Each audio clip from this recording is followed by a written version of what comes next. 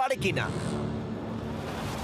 আমার বিশ্বাস হচ্ছে না আমরা এখানে এটা আছি। একেবারে পাগলামি। এটা আমাদের নতুন বাড়ি। হ্যাঁ, জানি। তুমি এখন আমার রুমমেট। একবার ভাবো, আমরা 100 দিন সূর্য দেখতে পারবো আমরা না। যদি এখানে খাবার বাড়াতে পারি তাহলেই আমরা এখানে থাকতে পারবো। এখনো অব্দি তো ওরা ঠিকঠাকই আছে, কিন্তু পরে এই চ্যালেঞ্জে ওরা এরকম নাও থাকতে পারে। তুমি খুবই বোকা। তোমাকে আর আমার কিছু বলার নেই। আমার তোমাকে একদম ভালো লাগে না।